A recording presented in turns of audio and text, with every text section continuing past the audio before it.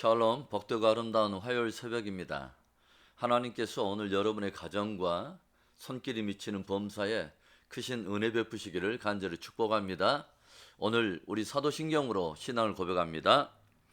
전능하사 천지를 만드신 하나님 아버지를 내가 믿사오며 그 외아들 우리 주 예수 그리스도를 믿사오니 이는 성령으로 잉태하사 동정녀 마리아에게 나시고 본디오 빌라도에게 고난을 받으사 십자가에 못 박혀 죽으시고 장사한 지 사흘 만에 죽은 자 가운데서 다시 살아나시며 하늘에 오르사 전능하신 하나님 우편에 앉아 계시다가 저리로서 산자와 죽은 자를 심판하러 오시리라.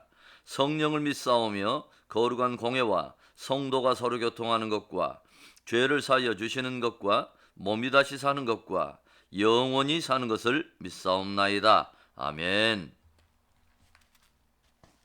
우리 찬송가 212장을 찬송합니다.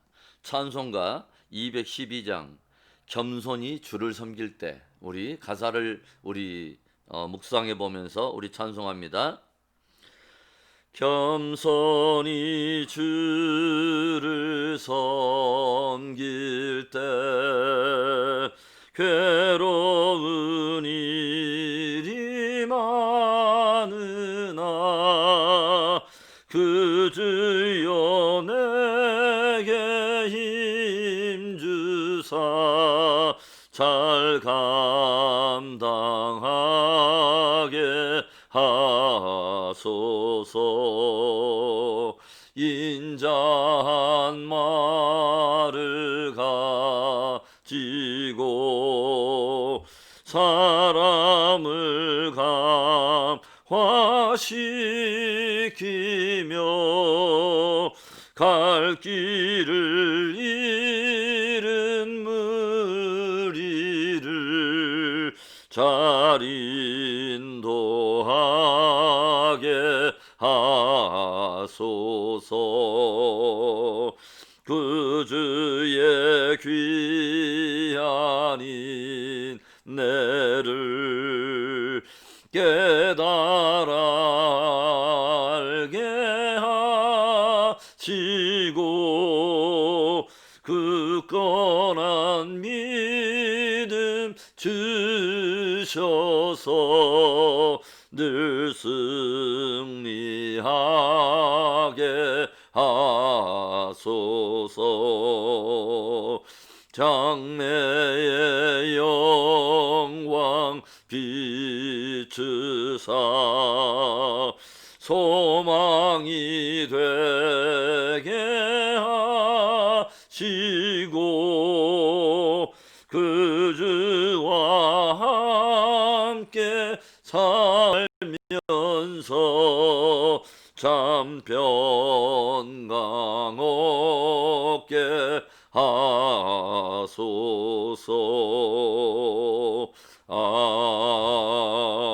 아멘. 우리 기도하겠습니다. 좋으신 하나님 감사합니다. 복된 화요일 또 새 생명으로 하루를 맞으며 주께 예배할 수 있도록 축복하심을 감사합니다.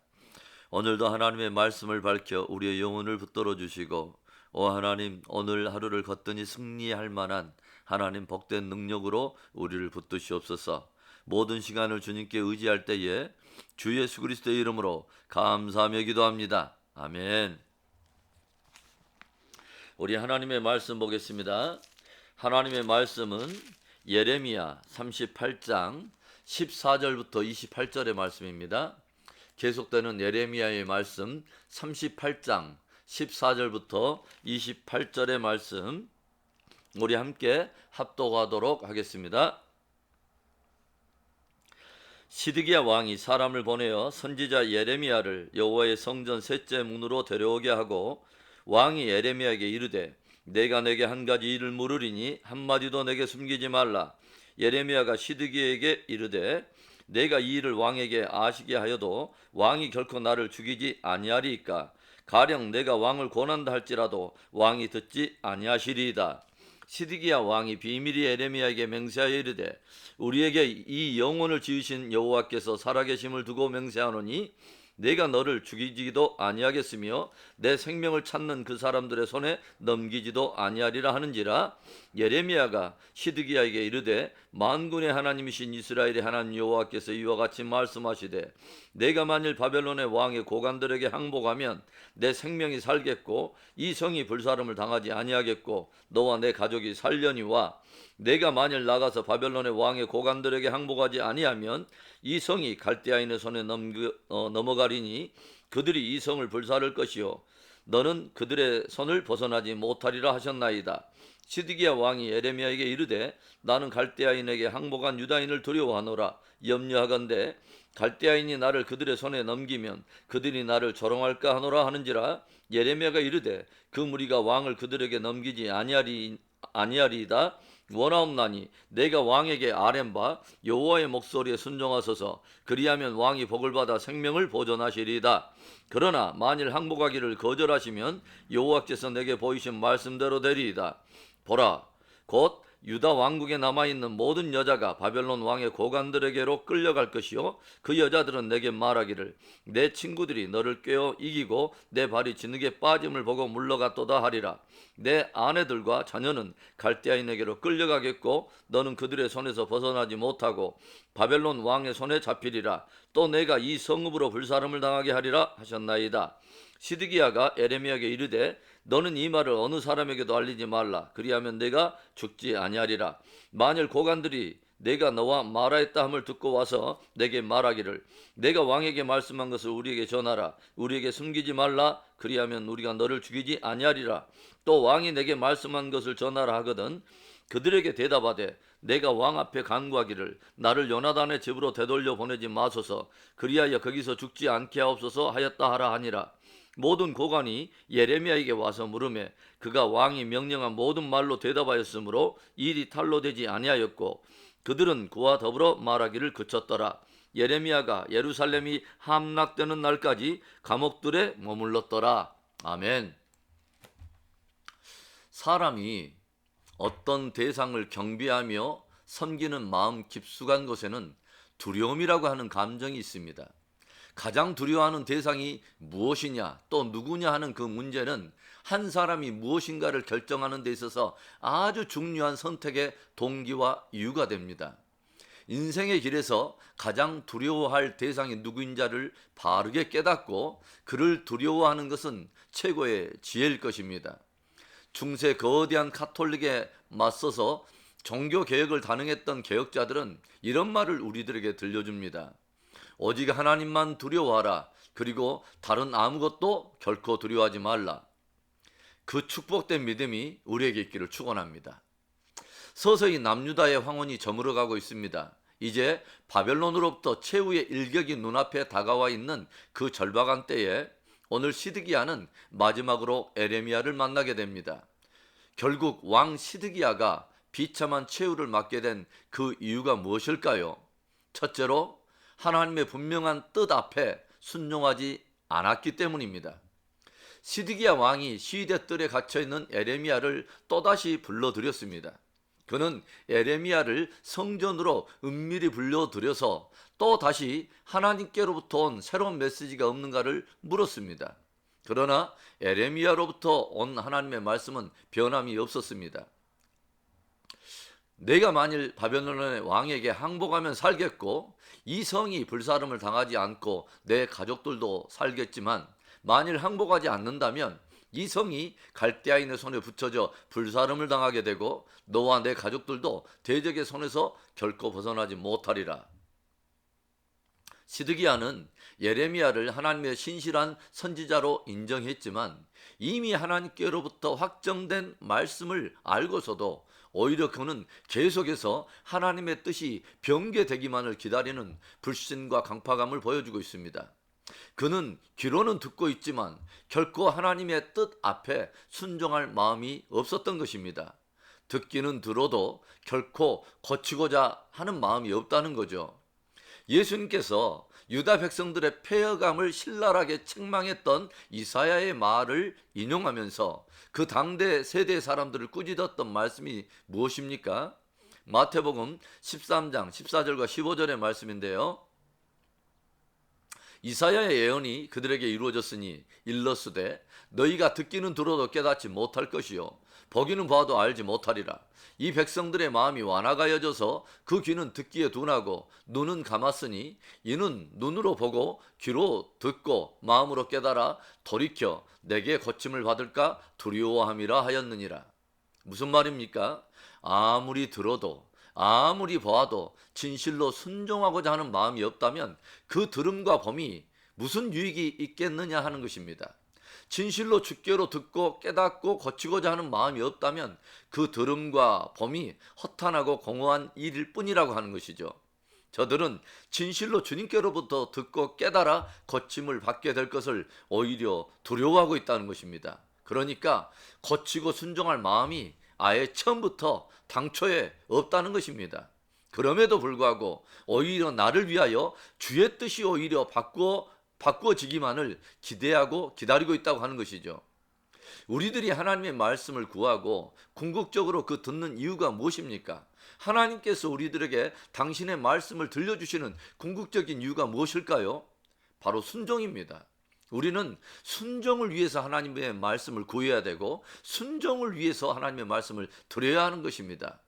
오직 하나님의 말씀에 순종하는 그 믿음이 복을 받고 은혜를 받는 것입니다. 그 축복된 저와 여러분의 믿음 되기를 주의 이름으로 축원합니다. 왕 시드기야가 비참한 최후를 맞게 된 이유가 무엇일까요? 둘째로는 사람들을 하나님보다 더 두려워했다는 것이죠. 오늘 시드기야가 두려워하고 있는 것이 무엇입니까? 19절의 말씀을 볼까요? 시드기야 왕이 에레미야에게 이르되 나는 갈대아인에게 항복한 유다인을 두려워하노라. 염려하건대 갈대아인이 나를 그들의 손에 넘기면 그들이 나를 조롱할까 하노라 하는지라. 시드기야 왕은 에레미야를 불러서 하나님의 계시의 말씀을 분명히 물었고 그로부터 하나님의 말씀을 분명히 들었습니다. 그 말씀은 시드기야 왕과 유다에 대한 하나님께로부터 온 엄중한 말씀인 것이죠.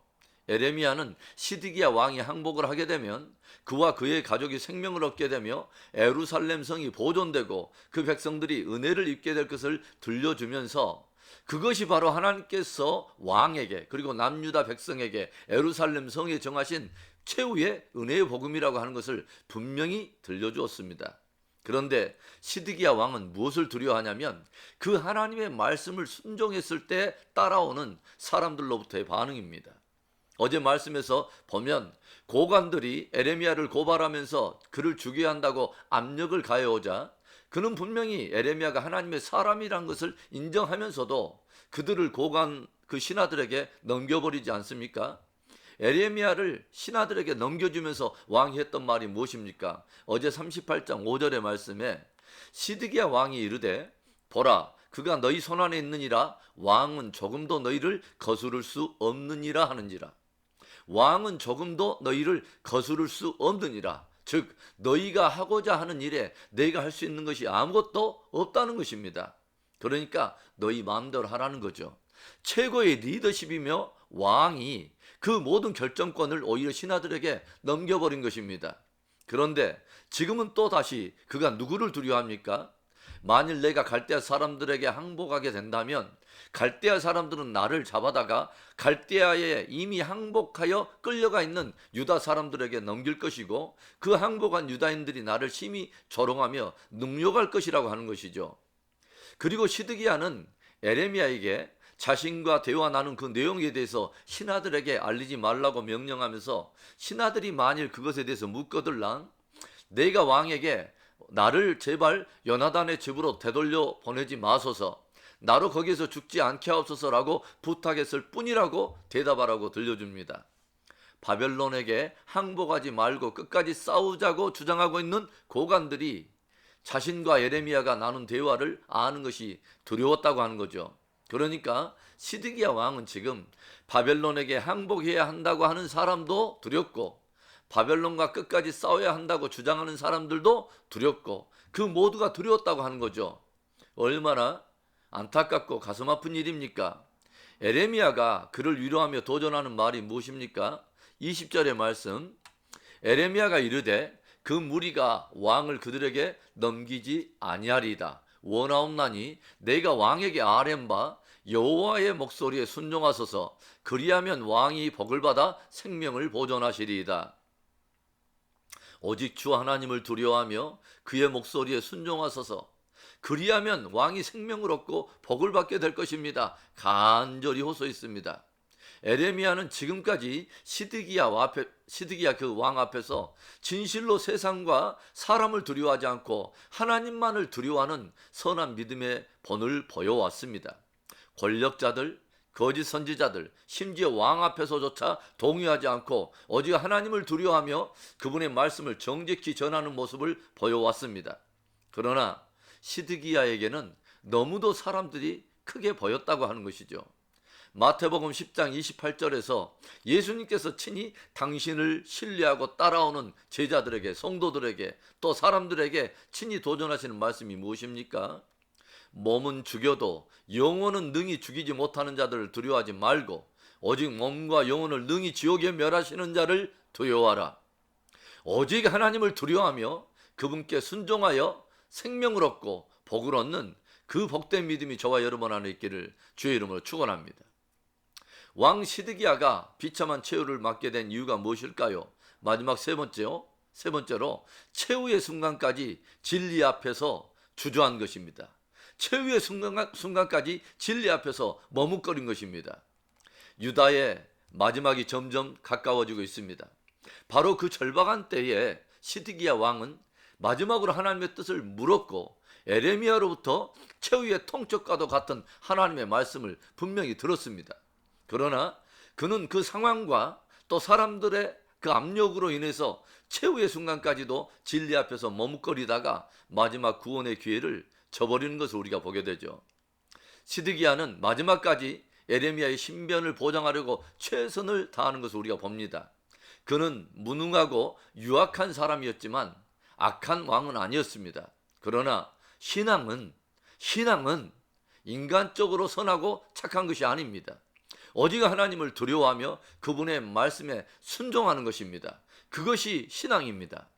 사도 바울의 도전이 무엇입니까? 에베소서 4장 23절과 24절의 말씀에 오직 너희의 심령이 새롭게 되어 하나님을 따라 의와 진리의 거룩함으로 지으심을 받은 새 사람을 입으라. 참된 신앙, 그것은 오직 우리들의 심령이 새롭게 되어서 의와 진리를 따르는 것입니다. 우리들의 심령에 의와 진리를 두는 것이며 심령에 둔 그 의와 진리를 따라서 행하는 것입니다. 지옥에 가면 수많은 영혼들의 입술에서 껄껄 소리가 여기저기 탄식과 함께 흘러나온다고 합니다. 그때 귀 기울일 걸, 그때 잘 들을 걸, 그때 믿고 순종할 걸. 하나님의 분명하고도 확정된 뜻을 알고서도 머뭇거리는 사람들의 최후는 비참한 것입니다. 성경은 주고 있어요. 고린도후서 6장 2절에 가라사대 내가 은혜 베풀 때에 너를 듣고 구원의 날에 너를 도왔다 하였으니 보라 지금은 은혜 받을 만한 때요 보라 지금은 구원의 날이로다. 아멘.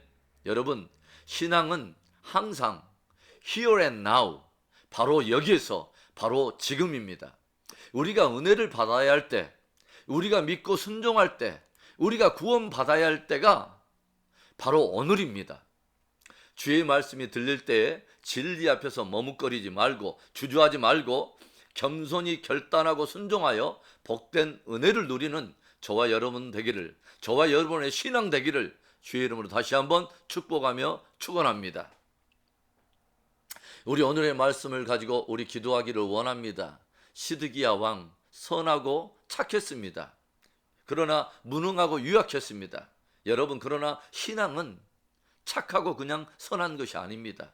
정말 하나님을 경외하고 두려워하며 그분의 말씀에 순종하는 것입니다.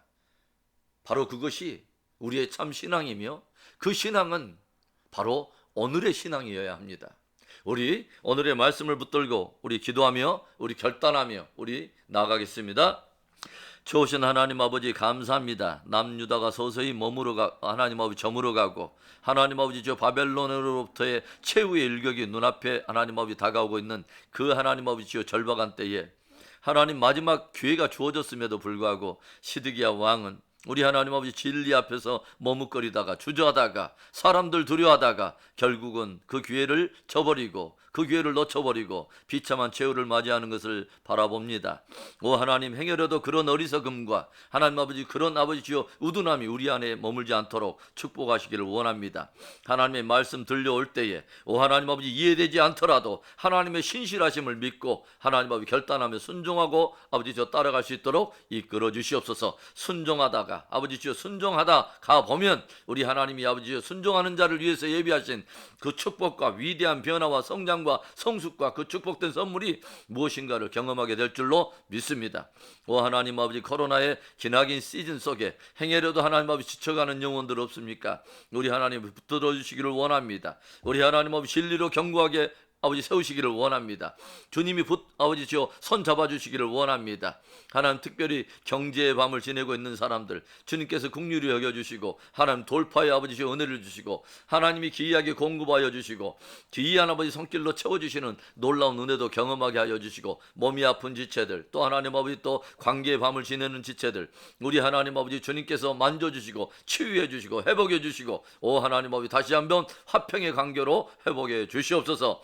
오늘도 주님을 따라갑니다. 오 할렐루야. 하나님 주님을 바라봅니다. 비진리의 거대한 홍수가 아버지 우리와 우리 가정과 자녀를 위협하고 있는 아버지 주여 이때에 하나님 더욱더 견고하게 하나님의 말씀 위에 설 수 있도록 축복해 주시옵소서.